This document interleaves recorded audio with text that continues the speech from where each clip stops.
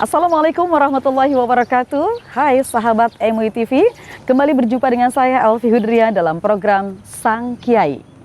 Kiai adalah sebutan untuk seseorang yang memiliki kedalaman ilmu agama disertai dengan akhlak yang mulia.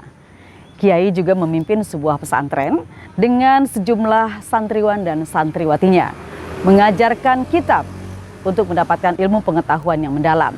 Dan saat ini saya tengah berada di sebuah pondok pesantren di kawasan Bojong Sari Depok, yaitu Pondok Pesantren An-Nahdhoh, dipimpin oleh seorang kiai muda dan juga mendapatkan gelar profesor di usia yang muda. Nah, siapakah sang kiai hari ini?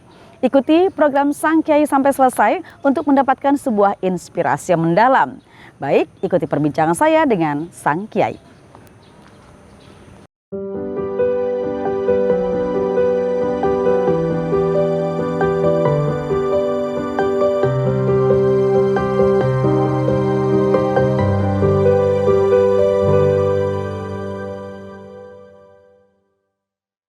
Assalamualaikum warahmatullahi wabarakatuh.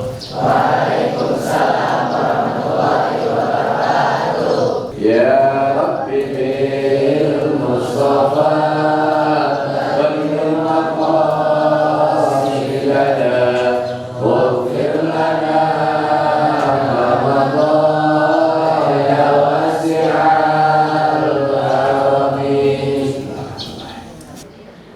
Assalamualaikum warahmatullahi wabarakatuh. Waalaikumsalam warahmatullahi wabarakatuh. Mbak Evi pagi-pagi ke sini. Iya, Ya senang Allah, sekali Rabbi. silaturahmi ke Pondok Pesantren Alhamdulillah. An-Nahdhoh ini, Masya Allah.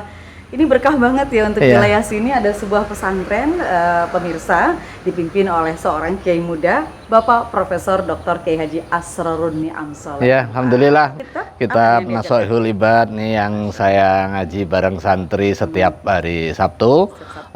Seluruh santri salat subuh berjamaah, kemudian zikir, setelah itu kita ngaji. Nah, ini sahabat MUI TV, bahwa ciri khas seorang kiai adalah mengajarkan kitab. Betul, ya, di mengajarkan hadapan kitab. santriwan santriwati setelah salat subuh. Baik, ngobrol yang enak di mana nih untuk lebih jauh lagi? Bisa di sana aja nanti kita ya. Baik, Ya, baik, ya. terima kasih Ya. Pak Kiai Ni'am, Masya Allah. Santrinya datang dari daerah mana aja? Ini beragam ya, dari ujung Papua ada sampai kemudian Sumatera ya. Cuma memang mayoritas ya warga sekitar ya, Jabotabek ya.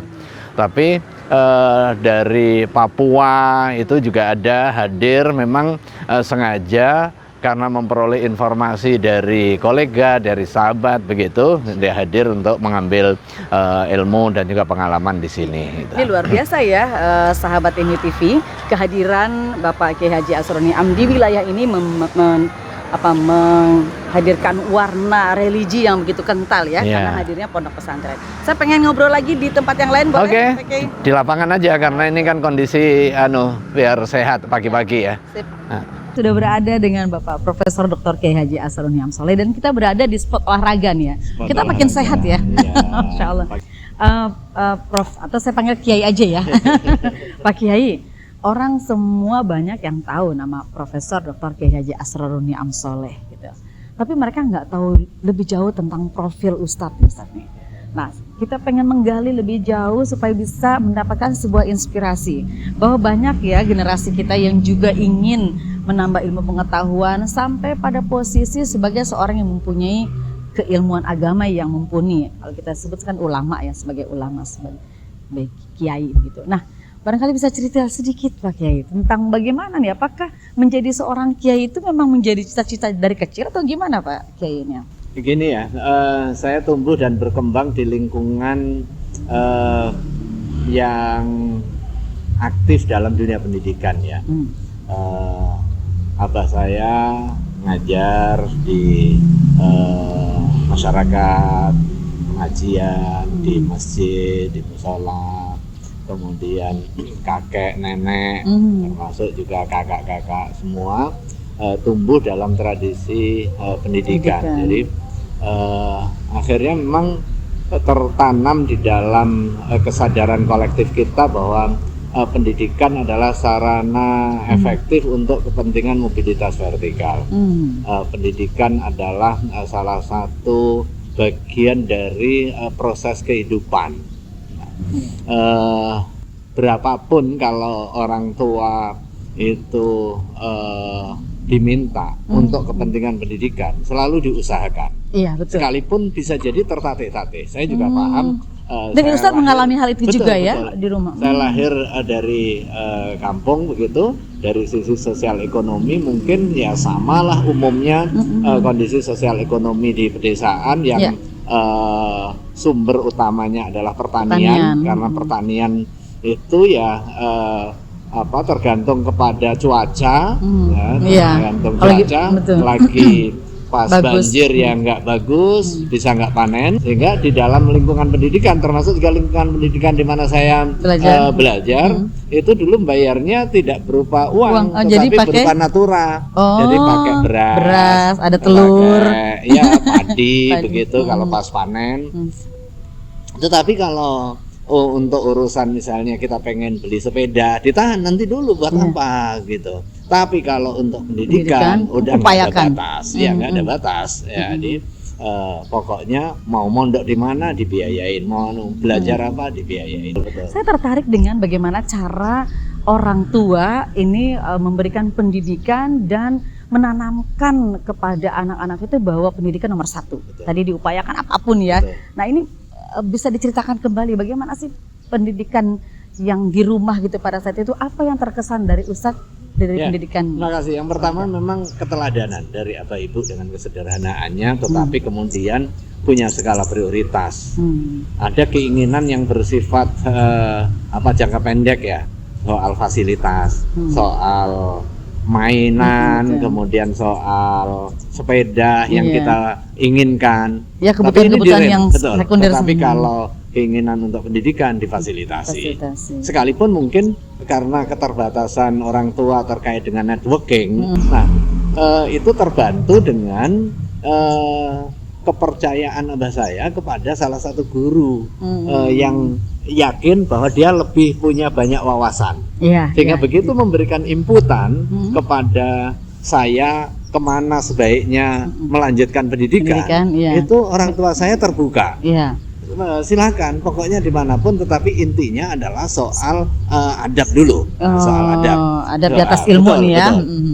Sehingga pada satu fase setelah saya pendidikan dasar, jadi MI kemudian Sanawiyah ini di rumah, di tempat kakek nenek di kampung ya. Betul, di kampung kebetulan ada pesantren gitu. Nah setelah itu pada aliyah kita di Jember agak jauh ya. Ini ada salah satu program unggulan yang didesain oleh Pak Menteri Agama almarhum Pak Munawir Sadali dulu, namanya Madrasah Aliyah Program Khusus. MAPK ya disebutnya ya, kita kenalnya ya.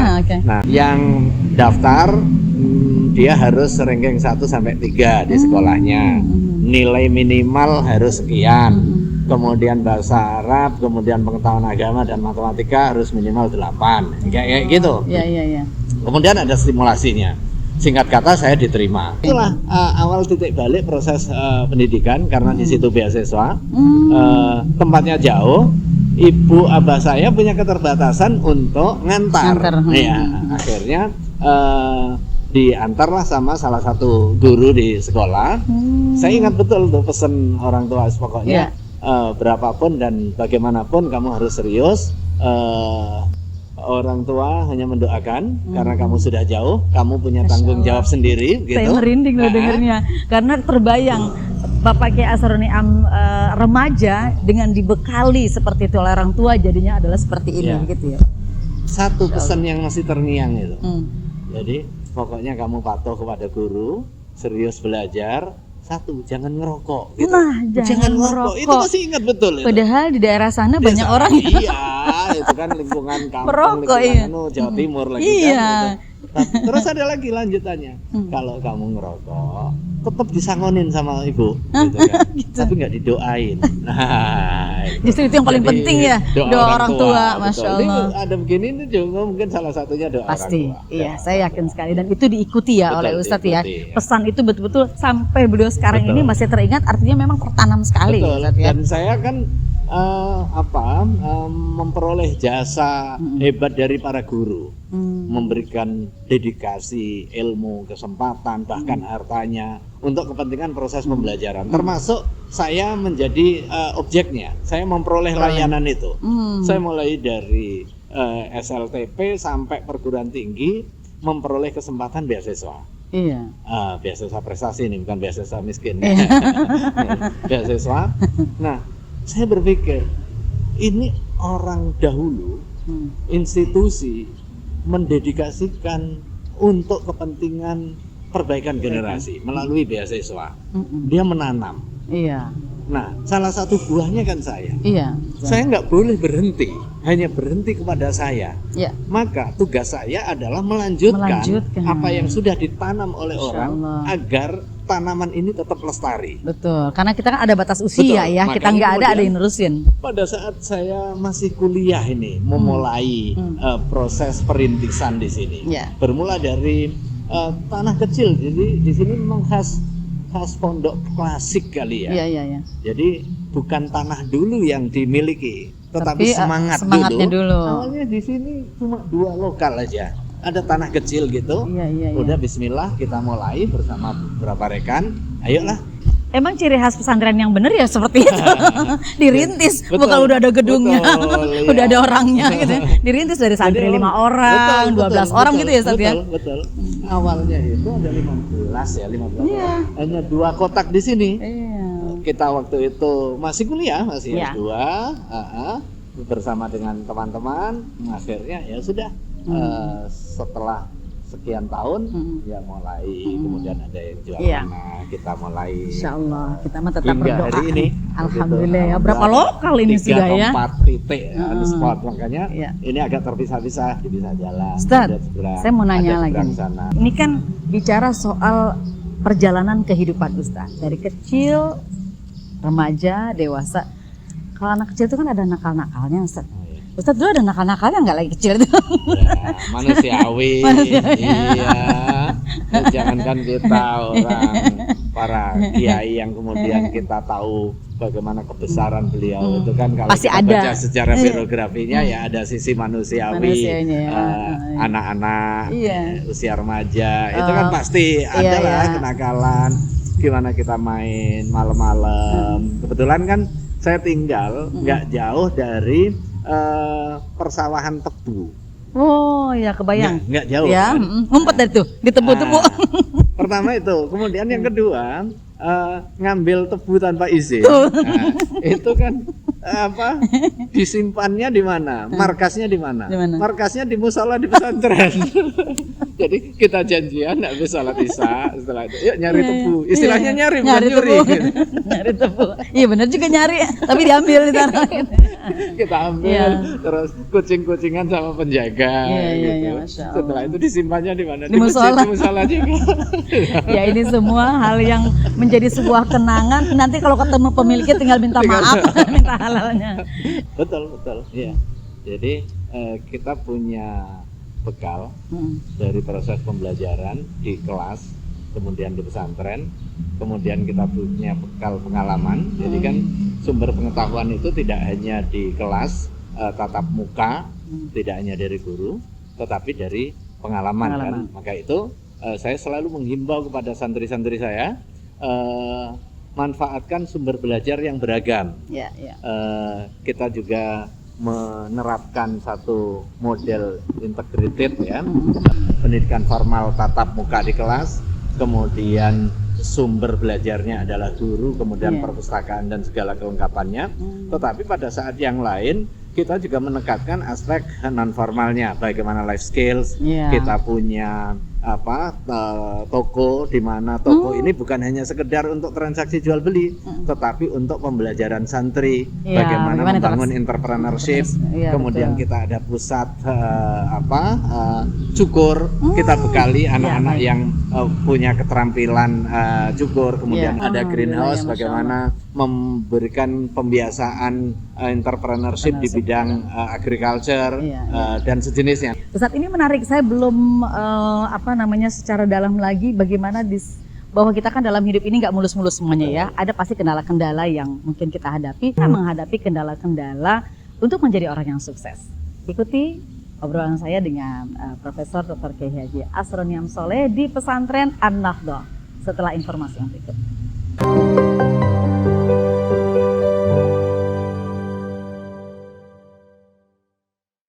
Ya, Ustadz Niam, baru sedikit saja nih tadi yang disampaikan Ustadz ya. Kita sudah mulai terinspirasi loh. Saya yakin juga sahabat MUTV generasi muda bisa terinspirasi dari perjalanan kehidupan Ustadz Asroni Amsoleh. Dari kecil sampai sekarang beliau di usia muda mendapatkan gelar profesor. Ini kan juga nggak mudah dan nggak semua orang bisa seperti itu. Bisa diceritakan lagi kepada kita semua di program Sang Kiai ini Ustadz ya. Bagaimana seorang Ustadz Niam itu mampu secara konsisten dalam belajar, dalam mendidik umat, dalam berkarir gitu supaya kita punya manfaat untuk orang lain. Salah satu kuncinya adalah pembiasaan dari kecil ya Mbak Evi ya. Bagaimana memanfaatkan waktu itu secara optimal untuk kesibukan kita. Waktu. Jadi tidak hanya sekedar killing the time ya, menyia-nyiakan waktu hanya sekedar main ya. Mulai dari kecil saya terbiasa, jadi proses pendidikan itu pagi sekolah formal, sore belajar di Madrasah Diniyah, malam belajar di masjid atau di musola, dan itu rutinitas yang terus terbawa ya, terus terbawa. Begitu lepas dari aktivitas di rumah yang langsung dikontrol di orang tua, kita ke luar kota itu juga ritme yang sama, model boarding school, kemudian pembelajaran itu yang saya adopsi kemudian menjadi integrated learning system, sistem pembelajaran terintegrasi, mulai bagaimana kita merencanakan untuk tidur sampai tidur lagi, itu terbimbing dan kemudian full dengan aktivitas. Aktivitasnya bisa jadi olahraga itu bagian dari aktivitas, akan tetapi di dalam koordinasi edukasi, koordinasi pendidikan, bukan hanya sekedar olahraga saja, tetapi di situ ada nilai yang diajarkan, nilai kebersamaan, kemudian nilai menjaga kesehatannya, kemudian nilai sportif ya. Ini adalah pembelajaran bagi saya, itu juga pembelajaran. Karena itu saya kemudian punya moto ya, orang sibuk itu bukan orang yang menyatakan saya banyak kegiatan tapi nggak selesai. Nah, gitu harus kan? faida farok tafanso ila rabbika farghab ya. Aduh, saya nggak bisa menyelesaikan ini karena sibuk. Saya nggak bisa menyelesaikan ini karena sibuk. Orang sibuk adalah orang yang menuntaskan pekerjaannya. Di tengah kondisi yang seperti ini, itu kebawa iklim itu pada saat di Jakarta, aktivitas pendidikan tinggi. Jadi seperti yang saya sampaikan tadi, mulai dari jenjang pendidikan dasar sampai pendidikan tertinggi kan beasiswa tuh.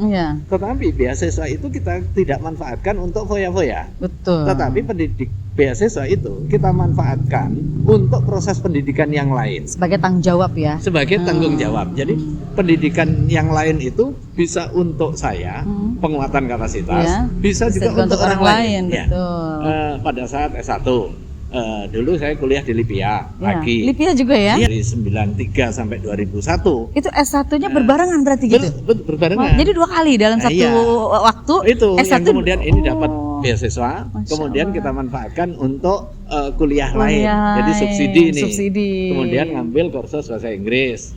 Kemudian ngambil pendidikan kayak jurnalistik dan lain sebagainya. Pantes lah ya di usia muda dapat gelar profesor dan menyelesaikan S2, S3-nya tepat waktu begitu ya. Karena memang tidak pernah menyanyiakan waktu. Nah, khusus yang S3 tepat waktu. Tepat waktu mau DO. Kenapa? Karena waktu itu pertimbangannya pragmatis juga. Pertimbangannya ini masih ada beasiswa. Ustaz, ada sisi lain yang mau saya tanya Ustaz. Cerdas otak kita kan itu given ya dari Allah ya. Tapi bagaimana memanfaatkan given dari Allah ini untuk sesuatu yang konsisten dalam kebaikan gitu. Ini kan yang susah Ustaz. Nah, setiap kita terlahir dengan potensi kecerdasannya. Nah, yang membedakan kita adalah keaktifannya. Mengaktifasi potensi kecerdasan itu. Kecerdasan bisa kecerdasan otak, bisa kecerdasan di luar itu, bisa kecerdasan motorik dan lain sebagainya. Nah, begitu kita dikaruniai misalnya IQ lah, IQ, kalau kita sebutkan tinggi. IQ. IQ-nya pas-pasan nih. Tetapi Kita dengan asal. keaktifan dia akan bisa melampaui orang yang memiliki kecerdasan tinggi tapi males-malesan. Iya. Tapi males-malesan. Artinya kuncinya adalah soal himmah Balik. dan juga soal komitmen keseriusan.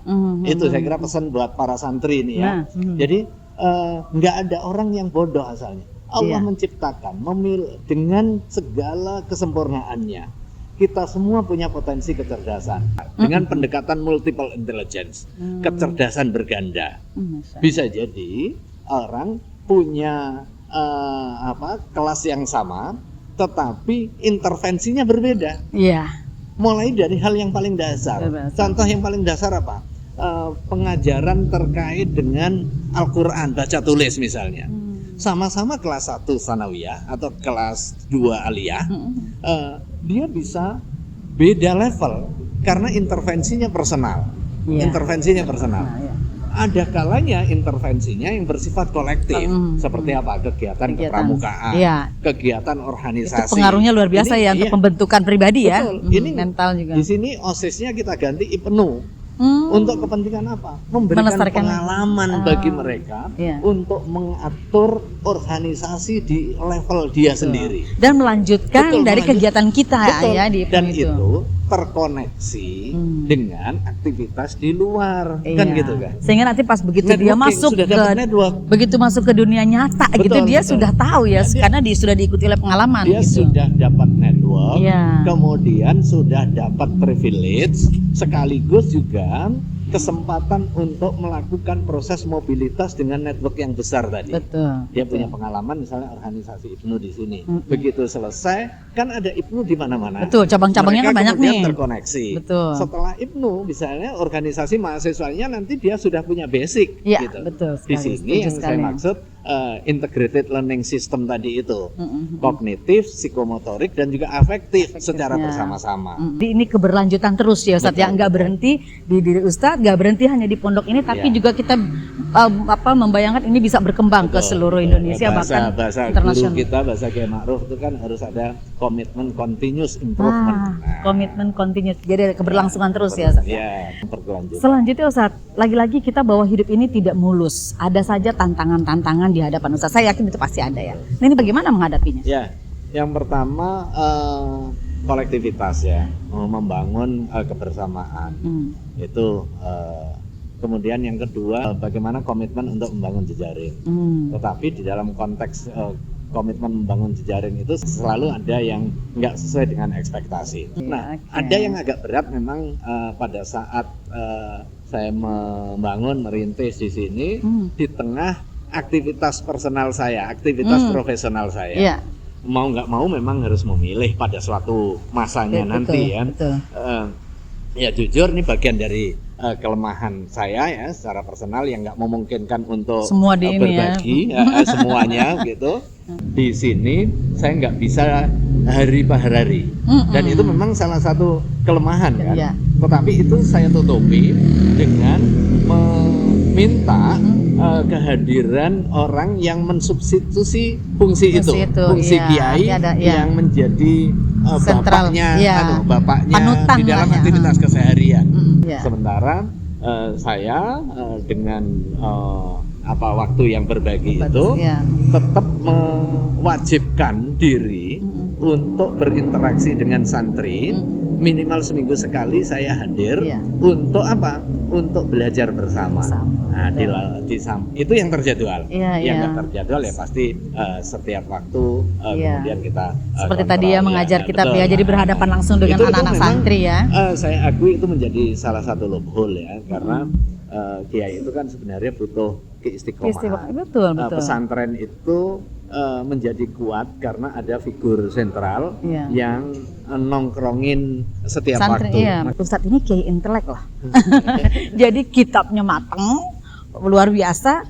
Tapi di publik itu juga luar biasa. Bahkan Ustadz pernah menduduki jabatan strategis kan ya, di Kementerian Olahraga, di KPAI. Nah ini gimana Ustadz bisa masuk ke dunia-dunia yang seperti itu? Ya, pertama menjadi guru bagian dari khidmah ilmiah kita. Tetapi kita nggak bisa hanya mengandalkan Ya. untuk kepentingan ma'isyah kita dari proses perkhidmatan, Perkhidmatan, sekalipun nggak dosa juga Iya, ya. iya. Karena Betul. itu memang setelah saya hijrah ke Jakarta, saya menekuni dunia profesional, Iya. mulai dari jurnalistik, ya dulu juga wartawan, Oh, pantas kemudian pernah menjadi apa di media ya? Apa betul, namanya di ada surat kabar Madinah, Iya, iya. kemudian ada majalah, Iya, kemudian iya, Mimbar iya. Ulama termasuk saya Termasuk, bagian iya, dari penulisnya juga proses, ya. Iya, iya. pematangan Pematang. diri. Kemudian aktif di dalam dunia tulis menulis, Iya. aktif Dan penerjemahan buku, Iya, ada betul. buku-buku itu ternyata kalau ditekuni bisa menjadi cuan loh. Iya. Satu fase, kemudian dengan berbekal kemampuan menulis, saya diminta untuk menjadi asisten staf khusus wakil presiden. Nah, itu di bidang media juga Di pernah bidang ya. media, Iya, makanya. di bidang media itu Iya. pada saat saya masih mahasiswa 2000 lah, 19. 2000 atau 2003 enggak? 2003 ya? Masih Oh, 2003 Zaman ya. Pak Hamzah Has waktu itu. Oh, iya, iya. Setelah beliau selesai, kemudian karena orang lihat saya memiliki kemampuan tulis tadi, sekaligus juga analisis di bidang hukum, saya diminta menjadi tenaga ahli di DPR RI. Berarti masih muda banget waktu itu ya? Waktu itu kata orang gitu. 28-an ya, kata berarti orang Masya 20 Allah ya. sekian lah itu kan. Iya. 2010 kemudian diberi amanah menjadi pimpinan Komisi Perlindungan Anak Indonesia. Iya. Waktu itu KPAI. untuk pimpinan lembaga negara memang hitungannya paling muda. Iya, iya, betul. Bahkan belum sampai waktu yang dipersyaratkan. Nah, ini ada cerita juga saudara. Akselerasinya luar biasa Ada ini. ceritanya. Jadi salah satu syaratnya kan usia minimal 35. Iya. Saya waktu itu secara Masehi belum 35, belum. 35. Tapi kemudian kita dulu Pakai diajarin di hitungannya. dalam pelatihan itu adalah out of the box di dalam kerangka berpikir. Iya. Akhirnya saya merenung, ya udah kalau gitu kita bikin usia Usia hijriah. Usia hijriah masuk itu kan. Aduh, itu Masya Allah, luar jadi biasa. bahan ceramah saya di berbagai kesempatan motivasi kepada anak-anak itu kan. Ya Allah. Berpikir out of the box itu upaya mengakselerasi kesuksesan. Jadi jangan hanya fokus lurus linear gitu kan. Iya, iya. Saya kan dapat bocoran Ustadz. Ustadz itu katanya IQ-nya itu di atas rata-rata. Ini rata-rata nih, di atas rata-rata lagi gitu. Makanya tadi Enggak saya lah, bilang seperti yang saya sampaikan tadi. Jadi Allah Subhanahu wa taala menciptakan setiap kita itu dengan potensi kecerdasannya. Kecerdasan, iya. Kemudian tugas kita adalah menemukan kecerdasan setiap peserta didik. Kemudian setelah ketemu menstimulasi, tidak membolak-balikkan. Iya. Urusan membolak-balikkan itu adalah kekuasaan mutlak Kekuasaan Allah Allah. Subhanahu wa taala. Betul. Kalau toh kita diberikan kemampuan hidayah, itu hanya sekedar memberi hidayah pada level menunjukkan mana yang baik, mana yang buruk, Iya. mana yang benar, mana yang salah. Iya. Kita tidak dipaksa, tidak diberikan kewajiban untuk menjadikan orang itu baik atau buruk. Buruk. Iya, iya. Tetapi kewajiban kita adalah menunjukkan dia ini baik, ini buruk. Betul. Itu aja. Betul. Masuk ke dunia pondok pesantren nih. Kan di Indonesia ini sangat terkenal yang namanya pondok pesantren sangat banyak gitu ya. Sebagai praktisi pondok pesantren, sebagai pengelola, bahkan kiai di dalam pesantren, ekspektasi Ustadz ke depan, sekian tahun ke depan pondok pesantren ini di Indonesia seperti apa? Ya, yang pertama pesantren itu keren. Kemudian pesantren itu keren ya. Oke. Pesantren itu adalah mengintegrasikan seluruh potensi kemanusiaan kita, mulai dari kognitif, afektif, dan juga psikomotorik. Bahkan afeksi menjadi lebih utama. Afeksi ini dampaknya kepada apa? Kepada adab, kepada attitude kan. Ya.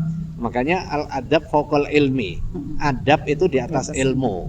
Ilmu yang banyak tetapi niradab ini akan menjadi potensi destruktif. Betul. Dia menjadi mufsid, Ya, ya kan? ya. Betapa banyak lingkungan kita rusak, kemudian kondisi sosial kita berantakan karena orang berilmu tetapi tidak beradab. Ya. Memang ada pesantren yang nggak mau berubah, pesantren yang terbiasa senjang antara norma dengan prakteknya, iya, an-nazafatu minal iman, Iya, tapi tetap nggak aja bersih, jorok, kotor, iya. dan lain sebagainya. Iya, gitu. tapi Dan alhamdulillah kita cukup bangga ya pesantren yang ada di Indonesia ini juga sudah mulai apa namanya, mengikuti tadi yang Ustadz bilang ya, pesantren modern ibaratnya seperti itu ya. Modern itu bukan hanya sekedar bangunan fisik dan juga sistem, tetapi modern itu bagaimana menyerap nilai kebaikan itu diinternalisir. Modern itu bisa sarananya, tetapi ajaran keagamaannya bisa jadi ortodoks, bisa jadi apa yang dulu dipraktekkan Nabi kemudian kita praktekkan hari ini, itu juga keren kok, bagian dari modernitas. Tidak semua modern itu harus hal yang baru kemudian memberangus yang lama, gitu. Tetapi kita mengadaptasi fasilitas dan sarana untuk kepentingan apa? Kepentingan mengakselerasi ilmu pengetahuan, menjaga kesehatan dan lain sebagainya. Dan di pesantren ini mulai kita rintis kebersihan. Kemudian kayak sarana olahraga kayak gini kanan kiri, ini kan olahraga outdoor. Ini kepentingannya untuk menjaga kesehatan dan juga kebugaran santri. Tetapi mungkin peralatannya kelihatan modern gitu. Ustadz, aduh kita terinspirasi sekali obrolan-obrolan dengan Ustadz hari ini, dan ini artinya ada satu garis yang mau kita sampaikan, yang muda, berkarya dan beradab. Gitu ya. Ustadz, terakhir Ustadz bisa memberikan pesan kepada anak-anak muda dan juga kepada kita orang tua nih ya, untuk tetap peduli juga terhadap lingkungan dan perkembangan anak kita di zaman sekarang ini, bagaimana sebagai orang tua menjadi orang tua yang cerdas katanya, karena kata Nabi katanya didiklah anakmu karena dia akan hidup pada masa setelahmu, begitu ya. Nah ini kan artinya memberikan PR kepada kita orang tua harus lebih cerdas ternyata ya, gitu ya. Barangkali bisa langsung Ustaz. Yang pertama untuk generasi, untuk para santri dan juga calon santri, percayalah bahwa pendidikan itu menjadi salah satu hal utama di dalam memperbaiki diri, memperbaiki nasib, memperbaiki kelas sosial, dan juga memperbaiki ketakwaan dan juga positioning kita di mata Allah dan juga di mata sesama. Dengan pengalaman kita, dengan pendidikan yang bagus di antara kita, percayalah kita nggak akan rugi, kita nggak akan miskin dengan membayar untuk kepentingan ilmu pengetahuan. Nah ini pesan juga kepada orang tua. Bagian dari tugas tanggung jawab kita adalah mendidik anak-anak kita, mendidik adab, baru kemudian ilmu pengetahuan. Pastikan tempat pendidikannya adalah tempat pendidikan yang memang kondusif untuk kepentingan tumbuh kembang anak secara bagus, lengkap dengan nilai-nilai keagamaan dan juga nilai-nilai sosial yang berbasis kepada keagamaan. Jangan hanya sekedar melihat bangunan kokohnya, kemudian sarana lengkapnya, tetapi pastikan sanad keilmuan. Nah, sanad keilmuan ini penting di dalam konteks keagamaan. Siapa yang mengajar, dia diajarkan apa, bagaimana pembiasaan di dalam lingkungan pesantren. Karena begitu ilmu pengetahuan sudah masuk dan menjadi value bagi anak, maka itu akan melekat terus. Sekali proses pembelajarannya salah kepada anak kita, maka akan berdampak buruk bagi anak dan juga bagi kita sebagai orang tua. Jangan pelit untuk pendidikan anak. Terima kasih Ustadz. Saya mau ketemu dengan Ibu setelah ini, juga mau ketemu dengan Ustadz-Ustadz yang lainnya untuk bisa berinteraksi juga. Profesor Dr. Kiai Haji Muhammad Asrorun Amsoleh merupakan sosok ulama yang inspiratif bagi kita. Salah satunya beliau memiliki karakteristik keilmuan yang sangat luas. Tidak hanya dalam persoalan keagamaan, tetapi beliau juga punya basic di dalam persoalan-persoalan sosial lainnya. Beliau senantiasa punya prinsip yang sangat beliau terapkan dalam kehidupannya. Beliau sangat senang sekali untuk mengkolaborasikan nilai-nilai keagamaan dengan nilai-nilai sosial yang hidup di masyarakat. Kita juga dididik oleh beliau untuk memegang erat 3 hal prinsip penuntut ilmu. Yang pertama, mencintai ilmu. Yang kedua, ambisi dan tekad kuat. Dan yang ketiga, menghormati guru. Tanpa 3 pilar ini, beliau berdauh, kita tidak akan bisa memperoleh kesuksesan yang kita inginkan. Ya, sahabat MUI TV, di balik keberhasilan seorang suami ada istri yang menjadi pendorong, dan begitu pula nih, saya sudah bersama dengan Ibu Nyai Ibu Lia, istri dari Bapak Profesor Dr. Kiai Haji Asrorun Amsoleh MA. Betul nggak Bu kalau saya bilang begitu? Betul nggak Ustaz? Betul ya Ustaz? Sepertinya memang begitu. Begitu ya, Ustaz, ya, saling mendukung, saling memberikan motivasi. Nah, ini pasangan yang menjadi apa? Inspirasi juga untuk banyak orang ya, bahwa mendirikan pondok pesantren ini pasti ada semacam beban tersendiri dong ya Bu ya. Seperti yang pernah juga saya wawancara dengan istri-istri Kiai Pak Kiai ini Amin. Tapi sebelum ke sana saya pengen tahu dulu nih, ini dulu bagaimana awal ketemunya nih? Bisa klop seperti ini, saling mendukung. Kebetulan kami berdua itu satu organisasi. Satu organisasi. Jadi kan melihat, mengenal, nah, kemudian disitulah wah kayaknya Klop nih. sesuai dengan apa yang saya harapkan. Ini kan kebetulan karena beliau aktif memang di organisasi, tapi untuk akademiknya waktu itu dia tidak ketinggalan, bahkan Alhamdulillah, jalan terus ya. jalan terus, bahkan Makin meyakinkan dong ya. Dan kebetulan prosesnya kok mudah, kasih mudah, begitu dikenal ya. Kalau nggak salah kita tuh hanya dari kenal sampai nikah itu sekitar 1 tahun, 1 tahun setengah. Masya Allah. Nah, Ustaz kalau melihat Ibu dari sisi apanya nih? Sampai kemudian meyakinkan bahwa ini pas untuk istri saya. Ya dari awal kan karena kita aktivis, lompat sana lompat sini, nyari istri ya yang bisa mengimbangi, bisa lompat, ya bisa lompat. Artinya bisa diajak berjuang up dan down. Kan kalau perjuangan itu kan ada kalanya fase di bawah dan fase di atas. Kan ada yang istri siap di atas nggak siap di bawah, kira-kira begitu. Jadi harus up dan down dan saya lihat dengan kekuatan Al-Quran, kemudian punya background juga kegiatan organisasi, saya kira ini menjiwai. Jadi 4 syarat yang kata Rasul ini ada semua ya. Dia cantik, dari keluarga yang baik, Masya Allah.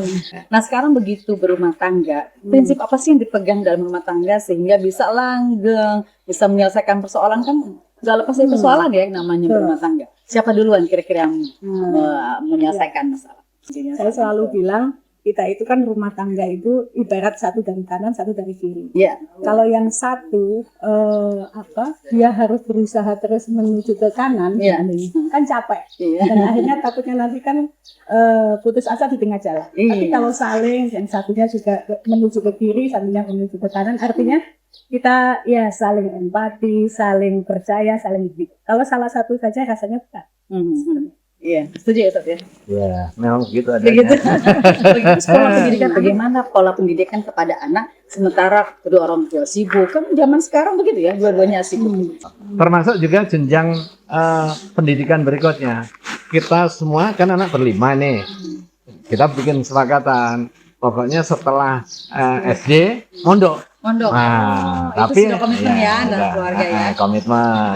Ya, termasuk juga ibunya. Kan biasanya kan yang berat karena hubungan emosional yang langsung Nangis pondok ya. saya wanti-wanti pokoknya karena ini kan sudah komitmen pasti sedih ninggalin anak jauh gitu tapi jangan nangis di depan anak, jangan tampakkan kesedihan, dan itu menjadi salah satu kunci anak bisa betah. Nah, itu. Iya, dan yang terakhir pesan Ibu kepada orang tua, khususnya untuk orang tua muda nih ya, yang juga anak-anaknya sekarang ini tantangan kita luar biasa. Itu tadi gadget ya, yang semuanya itu megang gadget. Nah, bagaimana komunikasi ini dibangun? Silakan. Kita sering lihat bahwa kalau kita lagi kumpul, kemudian semua megang HP, megang gadget, dan tertunduk, nggak ada komunikasi di situ. Maka kita jadi orang tua itu memang harus tegas ya. Menurut saya harus tegas, kemudian memberi contoh. Kita itu kan sering, nak jangan main gadget aja, tapi kita lagi main. Nah itu yang membuat terus kemudian anak itu nanti juga mama juga ini gitu kan. Terus kalau seandainya dia mau gini, pasti mama nggak berani nyalahin saya, mama juga seperti. Jadi memang. Tapi yang kedua, kita juga harus mengikuti perkembangan gadget. Contoh awal saya tuh nggak kenal TikTok, nggak kenal ini, tapi ternyata anak saya semuanya main TikTok. Akhirnya saya harus tahu. Jadi saya bikin akun, ini karena apa? Dengan niatan Saya mau melihat nih. Iya, anak apa sih yang makan dilihat? apa. Saya yang belum punya. Anak ini Baik, terima kasih. Sakinah mawaddah warahmah. Amin, amin, amin. Ya. Sahabat MUI TV, ini sebuah gambaran profil keluarga harmonis yang kita saksikan bersama dari Bapak Profesor Dr. Kiai Haji Arifin Saleh, pimpinan Pondok Pesantren An-Nahdoh di Bojongsari Depok beserta ibunya Elia. Mudah-mudahan Allah selalu melindungi. Amin, Amin, amin. amin, amin. Terima kasih.